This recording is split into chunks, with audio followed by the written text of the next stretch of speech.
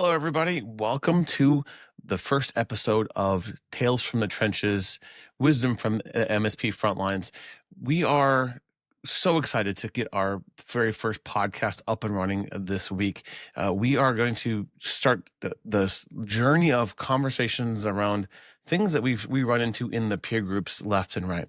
And when we bring stories from the peer groups, we're not going to share details and stuff about the member that's talking about it, but what we're going to do is bring the topic and some of the conversation that we've had around said topic forward to talk about with between Natalie and myself, and eventually some guests and those kinds of things, to really talk through a number of things that are impacting our MSP friends on a daily basis. So welcome to our very first episode. We are so excited that you're here.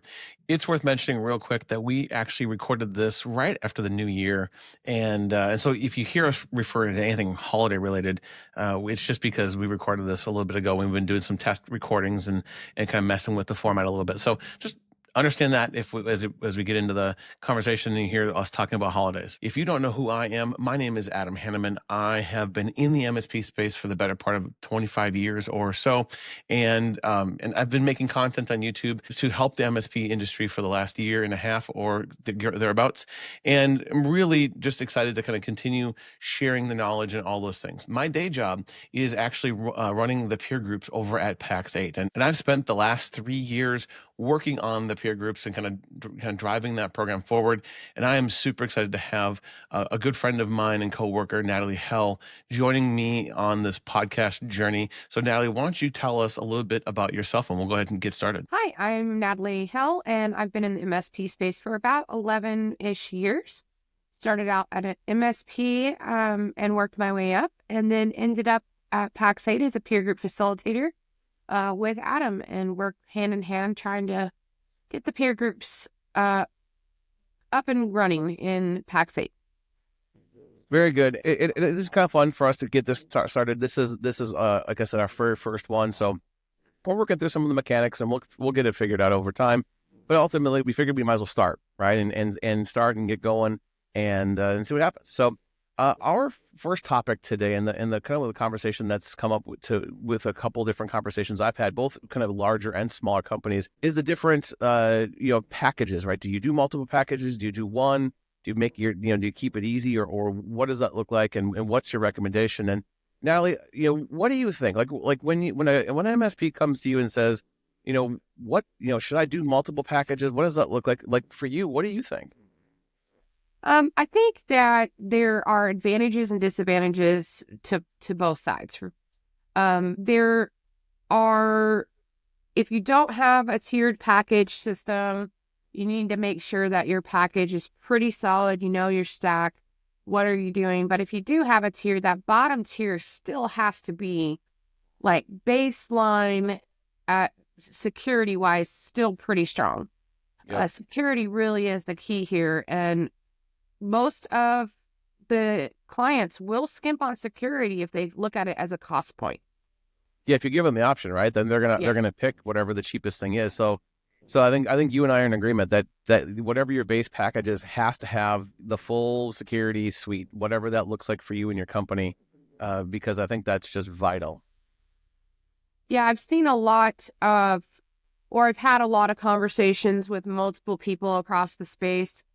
And what happens really when you have multiple packages and you skimp on security is you just leave yourself open to risk, and you leave your clients open to risk. We've had a lot more conversations after the first of the year regarding clients that haven't taken the security package, and then now they've been hacked, or they found out that there's somebody in their email, and now they're trying to sell to that client in crisis, which generally most of them will take it, but it just leaves that bad taste in the mouth for me. Yeah, for sure. So when I think about different packages or however that should work, usually I like to think of multiple packages as more of a smaller MSP thing. And as you grow your MSP, you start kind of removing some of that other packages, right? You get rid of the bronze package first, maybe, and you only do silver and gold, or better and best, or whatever you want to call it. and eventually you get down to one. And I'm a big proponent of having a single package with your MSP, frankly, because as you grow your company, the easier you can make your life and your team's life, the better off everybody is. So that's kind of my general thesis on that. Natalie, what do you think about that? Or have you ever seen it where a larger company's had, multiple packages and it's been successful for them at all? I've seen multiple packages, but really it's a matter of the one package, one package rule them all, so to speak. And then having like maybe a higher compliance that maybe needs a black point type product where that doesn't make sense for every client. So that would be the only caveat to their one plan. Sort of like the extra layer, like on top, Yeah, that compliance layer for the clients that need it, right? Not every client's going to need it. Not every client's going to need to have all of those T's crossed and I's dotted, but right. everybody needs to have that base level security. That next level is a little different. Is that what you're saying? Yeah. So, when you have clients that, are in banking, maybe have CMMC, need those logs that they know they're going to need to be able to go back multiple months, having that extra layer. But, the dentist office down the street, not saying it wouldn't be beneficial, but you generally know your margin's a little smaller on the smaller clients. It's not cost effective, nor do they really have to have it. Like I said, I'm all about one plan. So if you can make your plan fit it, that's great and everybody get it. But where I've seen a bigger company be successful is having the one plan and then having that one extra layer above it. But everybody still gets the full package regardless. It's just that one or two tool caveat. Yeah, and I think our legal friends would get behind that as a concept as well. I think any of the lawyers that you and I both talk to on a relatively regular basis would say, yeah, you got to make sure you deliver that security side, and everything else is sort of negotiable at that point. So I love that. So then I know you had a topic, kind of came up this week. Why don't you talk to us a little bit about what and it came up in a number of conversations from what I understand. So tell me a little bit about what was the genesis of that conversation. Yeah, we've had a lot of our members talk about, you know, emails, emails getting hacked or phished, usually phished. Let's clarify that. Usually it's a phishing scam. And that at one point the MSP has left themselves up for risk because they didn't implement a full package. Maybe the client didn't want that full package. And like we said beginning, you clients will skimp where they can. So they've now are in cleanup mode this week and some of last week. And so now we've had a lot of our members that have talked about, hey, now I'm in cleanup. Now I'm trying to roll out the security package, but now it's in a crisis mode. So whenever anytime an MSP does something in crisis mode, it can go really well or it can go really bad.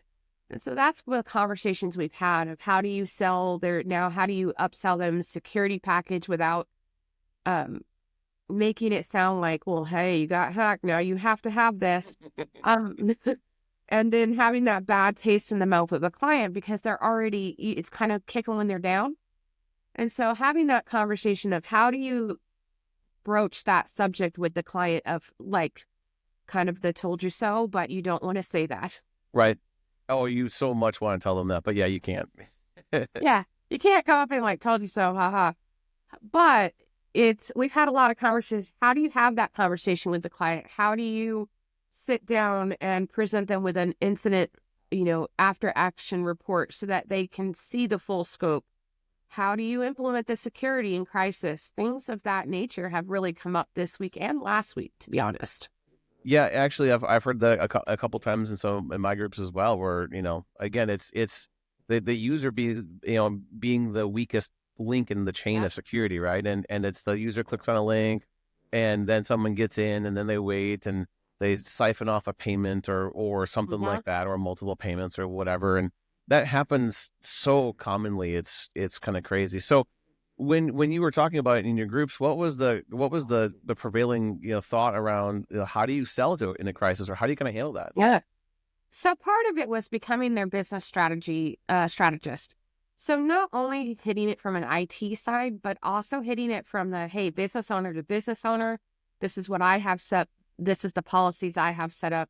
So, letting them know that your bank might have positive pay or whatever your bank calls it, where yes, it's kind of a pain, but where you authorize every charge in the morning. You go through ACH and your checks to make sure, like, hey, this is what should have cleared, and double checking the work. So added layer of security on the bank side, nothing really to do with IT. But offering that, like, hey, we've seen this in other clients, maybe look into it with your bank. We've looked at it of, hey, you really have to have a policy when you're talking about moving money around. Once again, not really IT, but helping them understand, like, hey, do you have a process? If so and if so and so says, hey, I want you to change my direct deposit, or I want you to change where the ACH goes.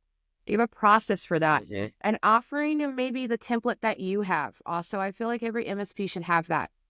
Even if you're 1 to 20, you need a process for that. I've seen too many times where you get that text from the owner, oh, go buy business cards. And hopefully none of your people will fall for it, but there's always that one. You can't take human Right. error out. So hitting it more from the business, hey, we're partnering with you, the business strategy wise, and not just trying to go in and saying, hey, now there's this product that's going to catch all be all, because we all know security is not 100%. Right. And once you help them out, then take it from, hey, now let's look at what we can implement in your business that would have caught this, and let's, work through that package. But coming to them as business owner to business owner, helping them with just policies and procedures. It doesn't have to be like I'm formally giving you this. Hmm. That it comes across like you really truly want to help them overall. Right. Yeah, I mean, because a big part of our job as MSPs is to reduce risk, right? That's Yeah. that's one of the big components that we talk about a lot in peer groups in general, and over here on the academy side of reduce risk, increase efficiency, and generate more sales for the clients, right? That's kind of the three pillars of our sales conversation, and this one is a huge one. It's reduce risk, and as you said, none of that stuff was really like, here's a tool to solve this problem. This is like, here's some practical, real world ways Uh-huh. to handle this situation. Teach your people how not to, click the link, right? And then on the cleanup side, on the back side, okay, now let's make sure that Yeah. we don't at least close the doors that we can close, and keep ourselves as secure as possible. Yeah, we had a few conversations about, do you do an extra like lunch and learn for your clients to really talk about, I can click through a phishing training and check all the boxes. And yes, I'll pass the test, but like real world hands-on training with clients so that, especially after a crisis, hey, let's do a lunch and learn.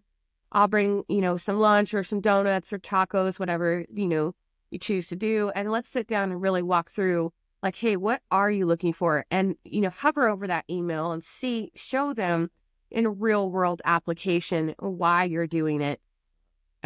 Talking about really sitting down and helping them like, hey, let's talk about how you move money in your company, who has access to the bank account, and what are your procedures. Like, let's get something on paper. Once again, it's not our job as the MSP to do this, but we are talking to them as a business strategist and a business owner Right. or a business operations person, and all of those things need to be in place regardless. So if we can help them with that, we're all better off, because once again, mitigating risk. So eventually it does come back to the IT side if they push on a phishing email. Right. Yeah, it always reminds me of the farmer's commercial. We know a thing or two because we've seen a thing or two, right? Yeah, yeah. And I've seen it a lot this week.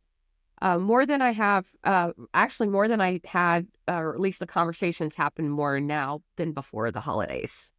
Do you think that's a symptom of the people's guard being down over the holidays, or is that just people or maybe the attackers have been in their networks for a few months and they just decided to attack when it was quiet? I think it's a combination of human error. So not as many people are working during the holidays. A lot of people are on vacation. Hopefully they're not checking their email. They're spending time with their families. So I think that's part of it. I have had a couple conversations this week that when they went back and I tried to dig, they had been in the system for a while, but January is usually a slower business month for most businesses. Sure. So now is the time to hit also into your cash and bank accounts. You know, a lot of people have hoarded money all year. They might not have been able to spend it. So there's a lot more available um, right at the first of the year where it wouldn't have been prior to. Well, very good. Yeah, I mean, there's so much that we could talk about, right? You and I could probably come up with topics that last for hours about things that we talk about that we would want everybody to know and to think about and to implement in their own business. And we're going to do that over the course of the next, I don't know, however many weeks we decide we want to do this. I would also expect us to maybe bring some other facilitators in, especially Mhm. as we work our way through the weeks and the months. We've got, I don't know, like 15 or so facilitators that work with us, and we'll bring some other folks in that to talk about their experiences as well. So hopefully you found some value out of our conversation today. And Natalie, thanks for hopping on a Friday morning podcast record. Bye, everyone. So before we quickly wrap up here, it would be a huge miss for us to not plug our peer group program for a minute. So one of the things that Natalie and I do every single week is facilitate different peer groups, and we have quite the program over at Pax8. So if you're looking for a peer group, we would love it if you would check us out over at Pax8 Peer Groups, and we'll go ahead and make sure that there's links to how to join and more information in the description of this episode, whether it's on our YouTube channel or whether it's in your normal podcast feed. So thanks for tuning in to this first episode of Tales from the Trenches, and we hope to see you on the next one.